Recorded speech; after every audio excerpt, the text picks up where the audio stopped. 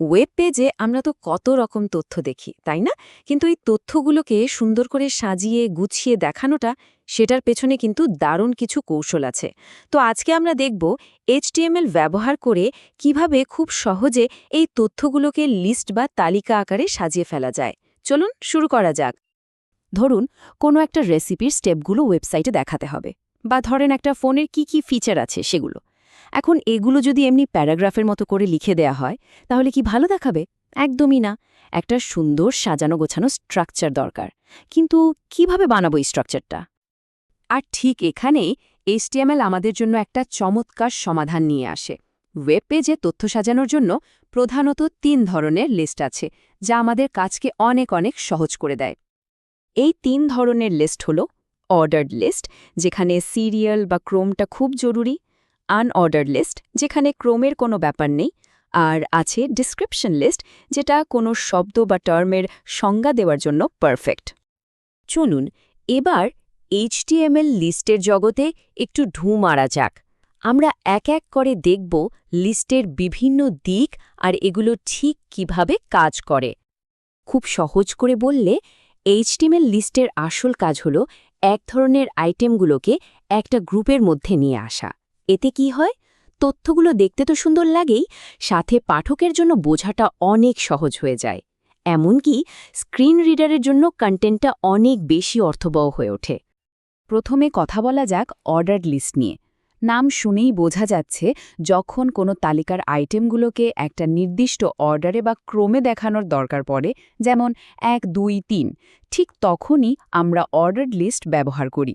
যেমন ধরুন কোনো কাজে স্টেপ বাই স্টেপ গাইড বা কোনো প্রতিযোগিতার র্যাঙ্কিং। অর্ডার্ড লিস্ট বানানোর জন্য আমাদের যে ট্যাগটা লাগবে সেটা হলো LOL। নামটা মনে রাখা কিন্তু খুব সোজা। ওতে অর্ডার্ড আর এলতে লিস্ট, ব্যাস। আর এই লিস্টের প্রত্যেকটা আইটেমকে আমরা ওএল ট্যাগের ভেতরে রাখব একটা এলআই ট্যাগ দিয়ে। এলআই মানে হল লিস্ট আইটেম। খুবই সহজ, তাই না? এই যে স্ক্রিনে দেখুন, বাম দিকে ওএল ট্যাগের ভেতরে ৩টা এলআই ট্যাগ বসানো হয়েছে। আর ডান দিকে ব্রাউজারে এর রেজাল্টটা দেখুন, একদম অটোম্যাটিকলি নাম্বার সহ একটা লিস্ট তৈরি হয়ে গেছে। কোড আর আউটপুটের সম্পর্কটা কত সহজ আর সরাসরি, তাই না? আচ্ছা, শুধু যে 1, 2, 3 করেই নাম্বার হবে তা কিন্তু নয়। এই নাম্বারিং স্টাইলটা পুরোপুরি বদলে ফেলা যায়। কিভাবে? ওল ট্যাগের সাথে শুধু একটা টাইপ অ্যাট্রিবিউট জুড়ে দিতে হবে। এটা দিয়ে আমরা সংখ্যা, বড় হাতের বা ছোট হাতের অক্ষর, এমনকি রোমান সংখ্যাও ব্যবহার করতে পারি। এই যে দেখুন, স্ক্রিনে সবগুলো অপশন আর তার ফলাফল দেওয়া আছে। দারুণ না ব্যাপারটা? আরেকটা মজার অ্যাট্রিবিউট আছে, সেটার নাম স্টার্ট। এর মাধ্যমে ঠিক করে দেওয়া যায় যে লিস্টটা কোন সংখ্যা বা অক্ষর থেকে শুরু হবে।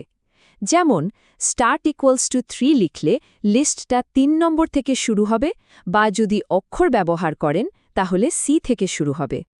এবার আসি আনঅর্ডার্ড লিস্টের কথায়। যখন একটা তালিকার আইটেমগুলোর ক্রম বা অর্ডারটা জরুরি না, যেমন ধরুন একটা শপিং লিস্ট, তখন আমরা বুলেট পয়েন্ট দিয়ে এই লিস্টটা বানাই। এটা তথ্যগুলো এক নজরে দেখে নেওয়ার জন্য খুব কাজের। আনঅর্ডার্ড লিস্টের জন্য ট্যাগটা হল UL, মানে আনঅর্ডার্ড লিস্ট। আর এখানেও অর্ডার্ড লিস্টের মতোই প্রত্যেকটা আইটেমকে UL ট্যাগের ভেতরে একটা LI ট্যাগ দিয়ে লিখতে হয়। এখানে একটা সহজ উদাহরণ দেখুন। বাম দিকের কোডটা ব্রাউজারে ডান দিকের মতো একটা সুন্দর বুলেট পয়েন্ট দেওয়া লিস্ট তৈরি করে ফেলেছে। বাই ডিফল্ট এটা একটা ভরাট গোল বা ডিস্ক বুলেট ব্যবহার করে। অর্ডার লিস্টের মতোই UL ট্যাগের সাথেও টাইপ অ্যাট্রিবিউট ব্যবহার করে এই বুলেটের স্টাইলটা পাল্টে দেওয়া যায়। এই যে দেখুন, ডিস্ক দিলে ভরাট গোল, সার্কেল দিলে ফাঁকা গোল, আর স্কোয়ার দিলে ভরাট একটা চারকোনা বক্স তৈরি করা যায়। সাধারণ অর্ডার্ড বা আনঅর্ডার্ড লিস্টের বাইরেও এইচটিএমএলে আরও কিছু বিশেষ ধরনের লিস্ট আছে। এগুলো দিয়ে আরও জটিল স্ট্রাকচার বানানো যায়। চলুন সেগুলো একটু দেখে নিই। ডেসক্রিপশন লিস্ট কিন্তু দারুণ কাজের একটা জিনিস, বিশেষ করে যখন কোনো একটা শব্দ বা টার্ম আর তার সংজ্ঞা বা বর্ণনা দিতে হয়। এটা বানাতে ৩টা ট্যাগ লাগে। পুরো লিস্টের জন্য DL, টার্ম বা শব্দটার জন্য TT, আর সেটার বর্ণনার জন্য DD। এই উদাহরণটা দেখুন, ডিটি দিয়ে টার্মটা যেমন HTML আর ডিডি দিয়ে তার বর্ণনাটা দেয়া হয়েছে। ব্রাউজারে এটা দেখতেও খুব সুন্দর লাগে, একটু ভেতরের দিকে সরানো বা ইনডেন্টেড ফরম্যাটে দেখায়, যেটা পড়া আর বোঝা দুটোই সহজ করে দেয়।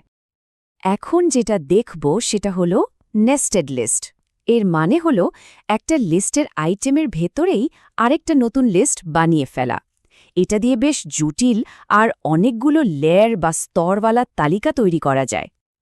এই স্লাইডে খেয়াল করে দেখুন, একটা লি ট্যাগের ভেতরে একটা পুরো ইউএল লিস্ট ঢুকিয়ে দেওয়া হয়েছে।